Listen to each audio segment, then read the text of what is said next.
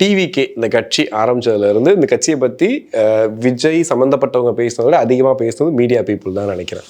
நம்ம உட்பட நிறையா அதை பற்றி நிறைய விஷயங்கள் பேசியிருக்கோம்.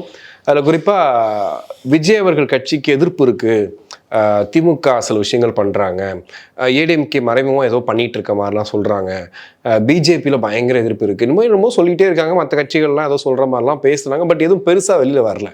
இப்போ ரீசெண்டாக பார்த்தீங்கன்னா சமூக வலைதளங்களில் ஒரு வீடியோ ஒன்று ட்ரெண்ட் ஆகிட்டு இருக்குது. இந்த ட்விட்டர் ஸ்பேஸ்னு ஒன்று இருக்கும். அதில் நம்ம தெரிஞ்சவங்க சொந்தக்காரங்க இல்லை தெரிஞ்சோ தெரியாமலையோ ஒரு 10 பேரை கூட்டி வச்சுக்கிட்டு ஒரு கிளப் ரூம் ஒன்று உருவாக்கிக்கிட்டு நம்ம வந்து இஷ்டத்துக்கு ஏதாவது பேசலாம் அப்படின்னு. அதில் வந்து என்னென்னா மார்ச் மாதம் விஜய் அவர்கள் சுற்றுப்பயணம் போகிறதா சொல்லியிருக்காரு இல்லையா. ஸோ அந்த டைம் போகும்போது முட்டை இல்லை தக்காளியாக முட்டையாக முட்டை தான் நினைக்கிறேன், முட்டை எடுத்து அவர் வேனில் இருந்து எந்திச்சு வந்து பேசுவார்ல, அப்போ அடிக்கலாம் அப்படின்னு சொல்லிட்டு பேசுகிறாங்க. அதுக்கு வந்து ஆதரவு தெரிவிக்கிற மாதிரி அங்கே இருக்கிறவங்கலாம் அது ஒரு செயற்குழு கூட்டம் மாதிரி நடக்குது. இடத்துல சொல்கிறாங்க. சொன்ன உடனே ஒரு முட்டை எவ்வளோ 6 ரூபாய் வருமா, 7 ரூபாய் வரும், பிரச்சனையை முடிச்சிடலாம் அப்படின்ற மாதிரிலாம் பேசினாங்க. எனக்கு ஃபஸ்ட்டு இந்த வீடியோ மேலே நம்பிக்கை இல்லை. ஆக்சுவலாக இந்த ட்விட்டர் ஸ்பேஸில் பேசினவங்க மேலே நம்பிக்கை இல்லை.